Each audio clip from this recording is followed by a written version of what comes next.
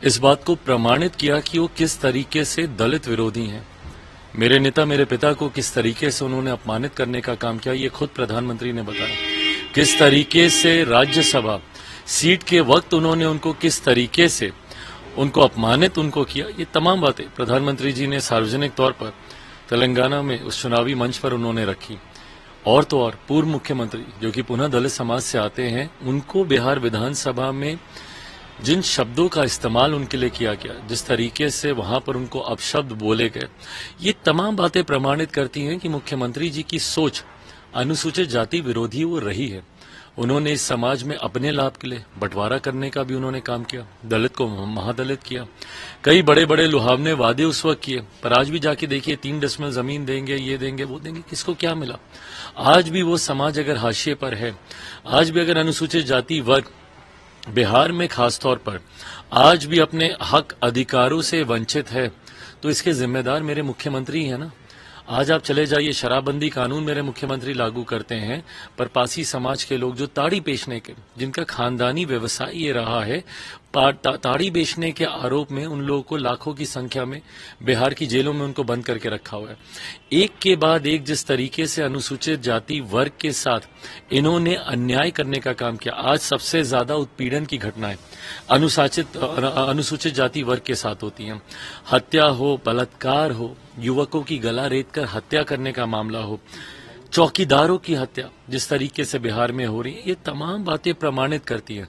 तो आज जब ये भीम संसद जब मुख्यमंत्री कर रहे हैं, तो उनको उस मंच से ये तमाम बातों को रखने की जरूरत है कि आज 19 साल के बाद भी अगर बिहार में अनुसूचित जाति के ये हालात हैं, आज भैया आप प्रमोशन में रिजर्वेशन आप नहीं देते, क्यों? बाकियों को तो आपने प्रमोट किया, क्यों सिर्फ अनुसूचित जाति को आपने उसमें छोड़ दिया? सिर्फ इसीलिए क्यों? क्योंकि आपकी सोच दलित विरोधी है।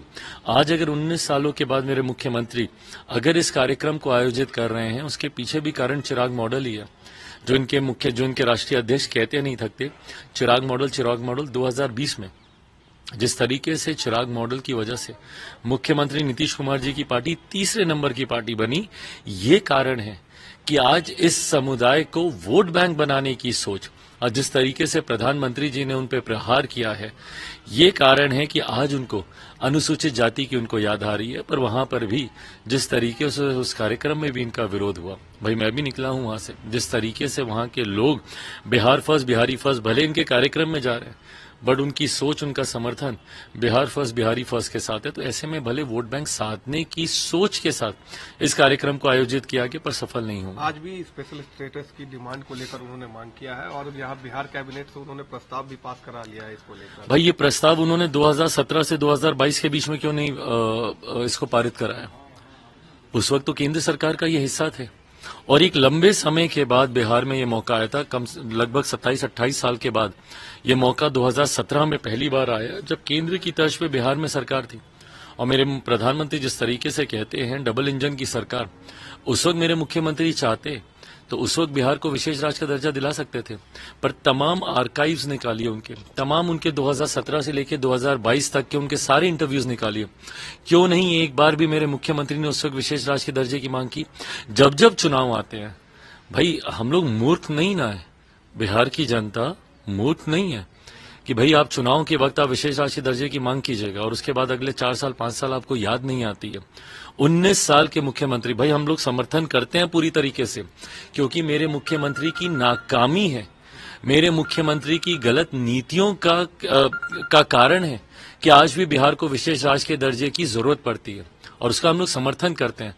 बट बताए ना मुख्यमंत्री, 19 साल मुख्यमंत्री रहने के बाद क्यों नहीं बिहार की आर्थिक स्थिति बेहतर हुई?